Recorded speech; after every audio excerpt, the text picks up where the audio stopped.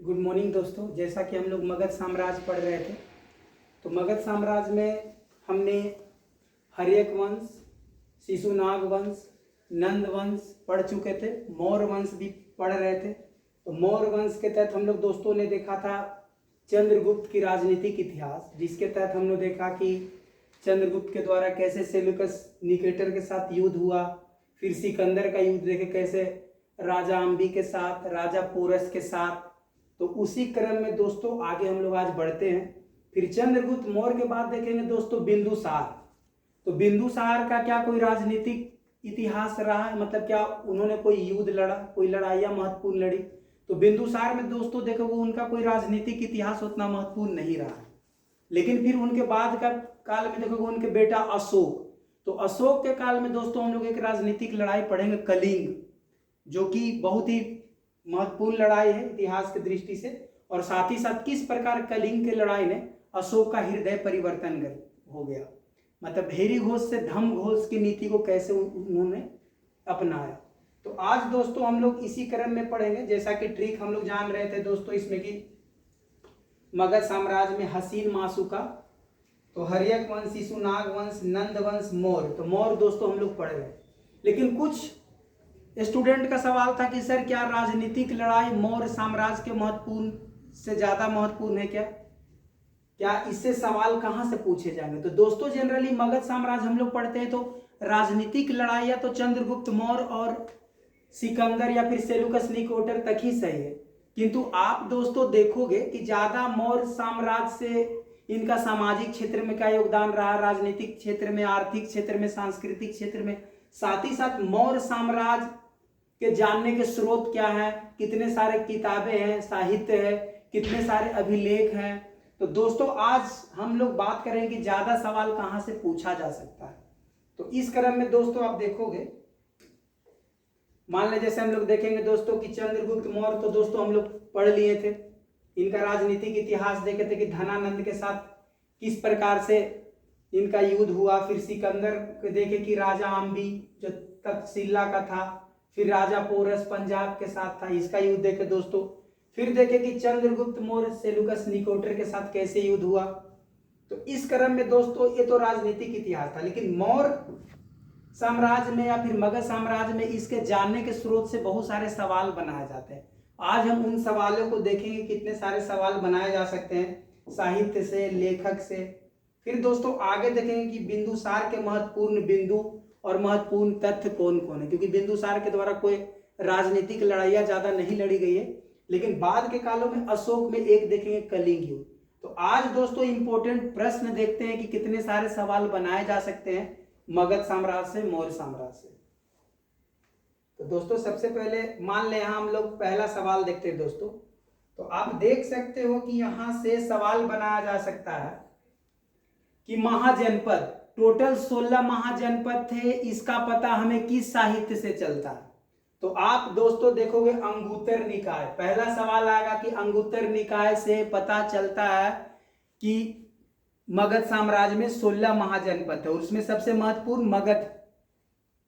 तो आप देखोगे महाजनपदों में दोस्तों सबसे ज्यादा इंपॉर्टेंट कौन है? मगध। मगध का किससे पता चलता? अंगुत्तर निकाय। यहां से सवाल पूछेगा कि अंगुत्तर निकाय किस साहित्य का, किसका साहित्य है? जैन धर्म, बौद्ध धर्म, हिंदू धर्म। तो आप देखोगे दोस्तों बौद्ध साहित्य के अंदर आएगा अंगुत्तर निकाय। फिर इसमें 16 महाजनपद का जिक्र है। फिर आगे के स्लाइड में दोस्तों देखते हैं हम लोग, आगे के स्लाइड में दोस्तों आप देखोगे जैसे, हाँ ये तो ट्रिक आप जान रहे हो दोस्तों, हसीन माशुका आपने तो पढ़ा ही है। तो हसीन माशुका के तहत हर्यक वंश, शिशुनाग वंश, नंद वंश, मौर्य वंश, शुंग और कर्ण। फिर आगे के स्लाइड में दोस्तों हम लोग देखते हैं चाणक्य के बारे में। तो दोस्तों हम लोग पढ़ ही चुके थे, इनका 4 नाम आप याद रखना, यहाँ से सवाल पूछ सकता है दोस्तों। इनका चाणक्य भी नाम है, कौटिल्य भी नाम है, विष्णुगुप्त भी नाम है, और क्या है, मैकियावेली भी इनको कहा जाता है। भारत का मैकियावेली कौन है? चाणक्य है। तो दोस्तों यहाँ से 4 तरह का सवाल बनाया जा सकता है। पिता के नाम पर चाणक्य, गोत्र कौटिल्य के नाम पर कौटिल्य, और बचपन का नाम विष्णुगुप्त, और मैकियावेली मतलब भारत क्या पूरा विश्व का सबसे पहले राजनीतिक शास्त्र यही लिखे हैं, अर्थशास्त्र, जो कि एक पॉलिटिकल बुक है। तो दोस्तों यहां से भी सवाल बनाए जा सकते हैं। आगे हम लोग देखेंगे नेक्स्ट स्लाइड में। यहाँ नेक्स्ट स्लाइड में दोस्तों आप देख सकते हो कि यहाँ पे मौर्य इंपायर में दोस्तों यहाँ से कितने सारे सवाल बनाए जा सकते हैं। मौर्य साम्राज्य का जानने के स्रोत, साहित्य स्रोत या अभिलेख। तो दोस्तों यहाँ आप देख सकते हो मौर्य साम्राज्य का, यहाँ से पहला सवाल है कि मौर्य साम्राज्य सत्ता पर कब स्थापित हुआ। तो देखोगे दोस्तों 321 बीसी में चंद्रगुप्त मौर्य ने मौर्य साम्राज्य का स्थापना किया। तो सवाल यहाँ अब स्रोत दोस्तों, तो मौर्य साम्राज्य के जानने के सबसे पहला अर्थशास्त्र। तो अर्थशास्त्र किनके द्वारा लिखा गया था? तो कौटिल्य के द्वारा, चाणक्य के द्वारा, विष्णुगुप्त के द्वारा या भारत का मैकियावेली के द्वारा। तो इतना सारा सवाल। फिर अर्थशास्त्र के कितने भागों में बांटा गया? तो अर्थशास्त्र जो बुक है दोस्तों 15 भागों में बांटा गया। यहां से भी प्रीलिम्स का सवाल बनाया जाता दोस्तों। फिर सवाल है इंडिका। इंडिका किसने लिखा? तो इंडिका मेगास्थनीज ने लिखा, जो बताया था सेलुकस निकोटर का क्या था? राजदूत था, जो कर्नेलिया के हिफाजत के लिए कहाँ आया था? भारत में राजदूत बनकर। और साथ ही साथ कौन सा बुक लिखा? इंडिका। अब इंडिका में उन्होंने मौर्य साम्राज्य के शासन और प्रशासन के बारे में लिखा, जनरली शहरीय प्रशासन की, पाटलिपुत्र में कैसा प्रशासन था। तो दोस्तों आप देखो कि 6 प्रकार का समिति था और हर समिति में 5 सदस्य होते थे। तो जनरली देखोगे इंडिका से इसका जानकारी मिलता है। तो यहां से भी दोस्तों सवाल बन सकता है। फिर आगे देखेंगे दोस्तों, हाँ, मुद्रा राक्षस। तो मुद्रा राक्षस जनरली दोस्तों किसके द्वारा लिखा गया था? विशाख दत्त के द्वारा। तो यहां से एक सवाल बनेगा। फिर यहां पर विशाख दत्त जो लिखा था मुद्रा राक्षस, इसमें जनरली किसका स्टोरी है दोस्तों? तो नंद वंश का पतन। किस प्रकार से चंद्रगुप्त मौर्य ने नंद वंश को हराकर और मगध साम्राज्य पे अपना शासन स्थापित किया, इसका जानकारी हमें कहां से मिलता है? मुद्रा राक्षस से। किसके द्वारा लिखा गया? विशाख दत्त। तो दोस्तों देख लो यहाँ पर अर्थशास्त्र, इंडिका और मुद्रा राक्षस, कहीं ना कहीं तीनों बुक है जिनसे सवाल बनाए जाते हैं और एग्जाम में अक्सर पूछे जाते हैं। तो आप इनको ध्यान में रखना होगा दोस्तों। फिर सवाल दोस्तों आप यहां से भी देख सकते हो, अक्सर पूछा जाता है कि दिव्य दान जो है और अशोक दान जो है जनरली किस प्रकार का बुक है? तो आप देखोगे अशोक की कहानी और देवताओं की कहानी, कहीं ना कहीं मौर्य साम्राज्य के बारे में जानने का स्रोत है दोस्तों। तो यहां से भी सवाल पूछा गया है कि अशोक दान या फिर दिव्य दान से आप क्या समझते हैं? तो साहित्य है दोस्तों जो मौर्य साम्राज्य के बारे में जानने का स्रोत है। फिर आगे देखोगे महावंश और दीपवंश। तो दोस्तों महावंश और दीपवंश जनरली श्रीलंका का साहित्य है। श्रीलंका में जब देखो कि अशोक जब बौद्ध धर्म को अपना लेते हैं, अपनाने के बाद जब एक देखते हैं कि अब शांति का प्रसार के रूप में धम्म की नीति का प्रसार करते हैं, तो बौद्ध धर्म को प्रचार करने के लिए अपने बेटा और बेटी संघामित्रा और महेंद्र को श्रीलंका में भेजते हैं। तो उसमें दोस्तों देखोगे दीपवंश और महावंश एक प्रकार का श्रीलंका का बौद्ध साहित्य है, जो कहीं ना कहीं मौर्य साम्राज्य के बारे में वर्णन करता है। तो यहां से भी दोस्तों सवाल बनता है, दीपवंश, महावंश, दिव्यदान, अशोकदान, अर्थशास्त्र, इंडिका, मुद्रा राक्षस जनरली साहित्य है दोस्तों जिनसे हमेशा सवाल पूछा जाता है। तो मौर्य साम्राज्य के और मगध साम्राज्य के जानने के स्रोत में सबसे ज्यादा सवाल यहीं से पूछा जाता है, न कि राजनीतिक इतिहास से। तो हमें दोस्तों इन चीजों पे ज्यादा फोकस होना होगा। फिर दोस्तों आगे हमने देखा था कि जैसे ग्रीक लेखक किनके बारे में, जैसे प्लूटार्क, स्ट्रेबो, एपिनाइस, सेलुकस, जस्टिन, एरियन, डायोडोरस, तो बहुत सारे हैं। तो इनमें सारे का नहीं दोस्तों, कुछ कुछ को रखना है। जैसे प्लूटार्क, इसने बताया था भारत को जीतने वाला, पूरा भारत को जीतने वाला कौन था? तो चंद्रगुप्त मौर्य। तो जिसने किसने बताया? प्लूटार्क ने बताया था। तो बहुत इंपॉर्टेंट पॉइंट है। फिर एक दूसरा जो एपिनाइस ने किस तरह बताया कि चंद्रगुप्त मौर्य और सेलुकस निकोटर के बीच में जो 305 बीसी में युद्ध होता है, तो उसके बारे में दोस्तों एपिनाइस बताया। तो यहाँ पर दोस्तों देखोगे ये भी एक इंपॉर्टेंट है और एक प्लूटार्क का भी इंपॉर्टेंट है। तो कहीं ना कहीं दोस्तों देखोगे कि यहाँ से भी सवाल बनाए जाते हैं। कहाँ के लेखक है? तो ग्रीक के लेखक है। फिर दोस्तों आगे आप देखोगे जहां से सवाल बनाए जा सकते हैं, अभिलेख। ये तो हमारे साहित्य थे, साहित्य के अलावा क्या अभिलेख, तो अभिलेख में दोस्तों देख सकते हो जैसे रुद्रदमन का जूनागढ़ अभिलेख, और फिर अशोक का अभिलेख। अशोक का अभिलेख में आगे दोस्तों बहुत पढ़ना कि शिलालेख, स्तंभ लेख, गुहा लेख। तो दोस्तों आगे इसके बारे में जब अशोक के काल हम लोग पढ़ेंगे तो पढ़ेंगे। यहां से एक सवाल पूछता है कि रुद्रदमन के जूनागढ़, तो रुद्रदमन के जूनागढ़ में देखोगे दोस्तों तो चंद्रगुप्त मौर्य के समय में सुदर्शन झील का निर्माण गुजरात के सौराष्ट्र में करवाया गया। तो यहां से भी दोस्तों एक सवाल पूछता है, पूछ लेगा कि जूनागढ़ अभिलेख कहाँ है, गुजरात क्षेत्र में, किसके बारे में है, तो रुद्रदमन के बारे में है। फिर इसमें क्या वर्णन है, तो सुदर्शन झील का वर्णन है। तो दोस्तों आप देखोगे कि यहां से बहुत सारे सवाल बनाए जा सकते हैं। नेक्स्ट स्लाइड में दोस्तों हम लोग देखते हैं, यहाँ पे देख लो दोस्तों चंद्रगुप्त मौर्य के बारे में। तो हाँ, यहाँ से एक सवाल दोस्तों पूछ सकता है, आप देखोगे कि जस्टिन ने चंद्रगुप्त मौर्य के बारे में क्या बोला, तो सेंड्रोकोटस भी बोला और साथ ही साथ बोला पूरा भारत को जीतने वाला भी बोला। तो दोस्तों यहाँ से इंपॉर्टेंट होगा विशाख दत्त का जो मुद्रा राक्षस बुक है उसमें दोस्तों बताया कि चंद्रगुप्त मौर्य किस प्रकार से नंद वंश का पतन करता है। तो यहाँ से भी सवाल दोस्तों आ सकते हैं। फिर ये तो सारा जान ही रहे कि चाणक्य जो उनके गुरु और महामंत्री भी थे। देखो दोस्तों यहाँ जो सवाल है, रुद्रदमन के जूनागढ़ अभिलेख में सुदर्शन झील का निर्माण सौराष्ट्र के गवर्नर पुष्पगुप्त चंद्रगुप्त के गवर्नर थे जो सौराष्ट्र के क्षेत्र में थे, और चंद्रगुप्त के ही परमिशन से वहां पर सुदर्शन झील का निर्माण करवाए थे। तो दोस्तों यहां से भी एक सवाल आने की संभावना ज्यादा है। हम लोग ज्यादा राजनीतिक लड़ाइयां पर फोकस करते हैं, युद्ध पे, जबकि जनरली स्रोत से ज्यादा सवाल पूछे जाते हैं। आगे हम लोग देखेंगे दोस्तों, आप देखोगे इसी में ही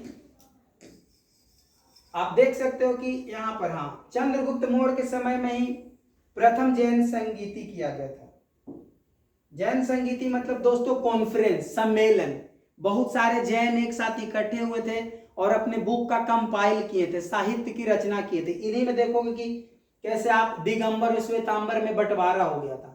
तो आप दोस्तों देखोगे यहां से सवाल पूछेगा स्थूलभद्र जो कि दिगंबर थे, इन्हीं के नेतृत्व में प्रथम जैन संगीति किया गया था।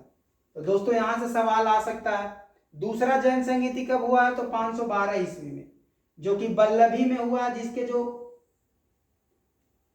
नेतृत्व कौन था, क्षमा श्रवण, और मथुरा में जो हुआ था इसके नेतृत्व में थे संगदिला। तो दोस्तों पहली जैन संगीति और दूसरी बौद्ध संगीति से सवाल आता है।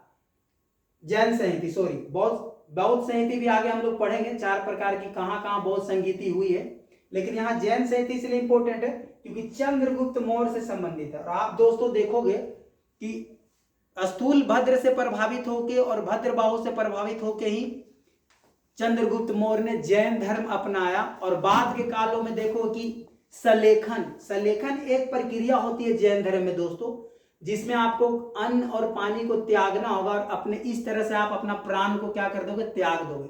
तो आगे के कालों में चंद्रगुप्त अपना मृत्यु सलेखन विधि से द्वारा होता है, जो सलेखन विधि किसका, एक जैन धर्म का ही एक प्रक्रिया जिसके माध्यम से आप अपना प्राण त्यागोगे। तो इससे दोस्तों चंद्रगुप्त मौर्य से संबंधित इतने सारे फैक्ट हैं जो इनसे सवाल बनाए जाने के बहुत ज्यादा चांसेस है। आगे देखेंगे दोस्तों हम लोग आगे के स्लाइड में। आगे के स्लाइड में देखो दोस्तों भद्रबाहु से प्रभावित होके दोस्तों जो मैं बताया हूं कि भद्रबाहु से ही प्रभावित होके क्या किए, सलेखन विधि के माध्यम से अपना प्राण को त्याग देते हैं। तो जैन धर्म से अब यहाँ लास्ट में है कि आखिर जो चंद्रगुप्त मौर्य की पत्नी कौन थी और किनके बेटा बिंदुसार है। क्योंकि आप मौर्य साम्राज्य में देखोगे तो सबसे टॉप पे चंद्रगुप्त मौर्य है, उनके बाद उनका बेटा बिंदुसार है, उनके बाद उनका बेटा अशोक है। तो बिंदुसार से संबंधित कुछ फैक्ट देखेंगे और सबसे ज्यादा दोस्तों फैक्ट जो है अशोक के समय में है। तो अशोक पे एक सेपरेट वीडियो विस्तार से बनाएंगे।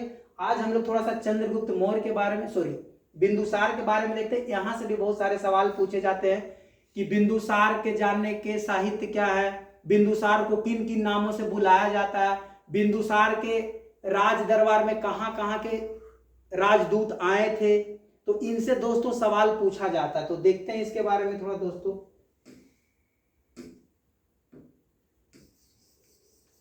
तो यहां पे दोस्तों देखा जाए कि चंद्रगुप्त मौर्य के मृत्यु के बाद मतलब प्राण त्यागने के बाद इनके गद्दी पर कौन बैठते, बिंदुसार इनका बेटा, अब यहाँ पर सवाल है इनकी माता का क्या नाम था, तो दुर्धरा इनकी माता का नाम था। चंद्रगुप्त मौर्य इनसे शादी किए थे, उन्हीं का बेटा बिंदुसार था। तो अब सवाल है बिंदुसार से जो ज्यादा सवाल पूछा जाता है कि इनका कौन कौन सा उपाधि दिया गया है। तो उपाधि के क्रम में दोस्तों बहुत सारा सवाल इससे पूछा जाता है। जैसे आप देखोगे यूनानी स्रोत, यूनानी में इनका जो बोला गया अमित्र घात या अमित्रोकोटस, मतलब शत्रुओं को नाश करने वाला। तो पहला सवाल पूछा जाता है दोस्तों इससे कि अमित्र घात किस राजा के लिए उपयोग होता है। एक चंद्रगुप्त मौर्य, बिंदुसार, अशोक, तो हम लोग पढ़ेंगे बिंदुसार। तो यहां से सवाल एक पूछा गया दोस्तों। फिर भद्रसार, वायु पुराण में इनको भद्रसार कहा गया है। जैन ग्रंथ में इनको सिमसेन कहा गया है। आप देखोगे एस्ट्रेबो, एलियाट्रोकड्स, एस्ट्रेबो इनका नाम दिया है, आलियाट्रोकड्स। फिर पूछा गया चीनियों के द्वारा इनको बिंदुपाल कहा गया है। और आप देखोगे तिब्बती लेखक है तारकनाथ, जो बताया कि 16 राज्यों को जीतने वाला। 16 राज्य यहाँ पर कहने का मतलब कि 16 महाजनपद। तो कहीं ना कहीं दोस्तों यहां से सवाल बनाया जा सकता है कि किसने कहा है कि 16 राज्यों को जीतने वाला। तो यहाँ पर तिब्बती लेखक तारकनाथ हो जाएगा दोस्तों। फिर यहाँ से आप देख सकते हो कि कितने सारे इंपॉर्टेंट फैक्ट है। यहाँ से एक सवाल तो पूछा गया है, प्रीवियस ईयर में पूछा गया था कि अमित्र घात किन के लिए प्रयोग किया गया, तो बिंदुसार के लिए। तो बिंदुसार के लिए जो उपाधियां दिया गया वहां से सवाल है दोस्तों, न कि इनकी राजनीतिक लड़ाई से। फिर आगे के काल में कुछ फैक्ट देखते हैं इनके बारे में हम लोग।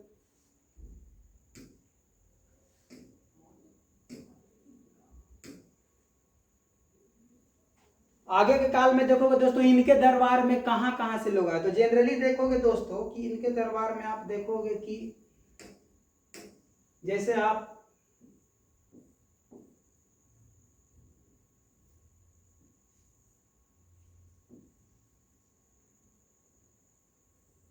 जिस समय यहां पर चंद्रगुप्त मौर्य थे, चंद्रगुप्त मौर्य, तो हमने देखे थे यूनान से जो राजदूत आया था उनका नाम था मेगास्थनीज। लेकिन जब चंद्रगुप्त मौर्य के बाद जब यहां पर बिंदुसार जब यहां पर गद्दी पर बैठेंगे तो इनके बाद जनरली 2 राजदूत आएंगे, लेकिन एक आएगा सीरिया से और एक आएगा दोस्तों मिस्र से, इजिप्ट। तो आप देखोगे यहां सीरिया से एक आता डायमेकस,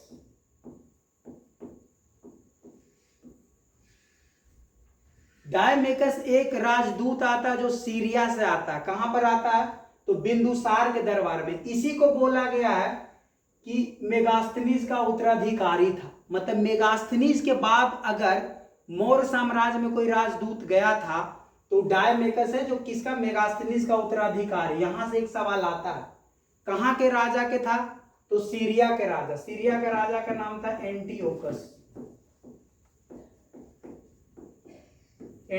तो एंटियोकस के साथ बिंदुसार का अच्छा संबंध था। बाद के कालों में दोस्तों देखोगे कि बिंदुसार ने इनसे, आप देखो कि अंजीर, मदिरा और एक दार्शनिक का डिमांड किए थे। एंटियोकस से बोले थे कि आप मुझे वहां से दीजिए। आगे काल में देखोगे। फिर एक देखोगे राजा टोलमी, एक टोलमी है, टोलमी इसके ये मिस्र का। यहां से भी एक आप देखो कि डायनिकेसियस नाम का एक राजदूत आता है। ये कहां का है, तो मिस्र का है, इजिप्ट का है। तो इनके दरबार में दोस्तों 2 राजदूत आते हैं। यहां से सवाल पूछा जाता है। तो आगे के स्लाइड में इसको हम लोग देखना चाहेंगे। दोस्तों आप देख सकते हो यहाँ पे कि जो डायमेकस है बिंदुसार के दरबार में एक यूनानी सीरियन राजा है। सीरियन राजा एंटियोकस का राजदूत है। इसे मेगास्थनीज का उत्तराधिकारी बोला गया। तो जनरली यहां से सवाल एक पूछा गया था दोस्तों कि जो उत्तराधिकारी है, मेगास्थनीज का उत्तराधिकारी किसे माना गया, तो डायमेकस को माना गया। फिर दूसरा आप देखोगे यहीं से भी एक मिस्र जो बताया, यहाँ का कौन है, डायनेसियस। ये राजा टोलमी का ही राजदूत होता है जो बिंदुसार के दरबार में आता है। तो दोस्तों यहां से भी एक सवाल पूछा जाता है। तो इसके बाद आप देखोगे दोस्तों कि एक राजनीतिक इतिहास बाद में देख लेंगे तहसीला में, तब तक एक और स्लाइड देख लेते हैं। इसके बाद नहीं, ये तो हम लोग पढ़ चुके थे पहले। हाँ यहाँ पर देखो दोस्तों, यहाँ पर देखो मदिरा सूखा अंजीर दार्शनिक के लिए आग्रह किया था। ये जो बिंदुसार है, बिंदुसार राजा एंटियोकस से डिमांड किए थे मुझे मदिरा सूखा अंजीर और एक दार्शनिक के लिए आग्रह किए थे। फिर इजिप्ट राजा टोलमी में डायनेकस। बस इतना ही सवाल है। एक है कि आजीवक संप्रदाय को अपनाया था। तो आगे हम लोग देखते हैं आजीवक संप्रदाय कहने का मतलब दोस्तों क्या, जैसे यहाँ पर ये जो दौर चल रहा है,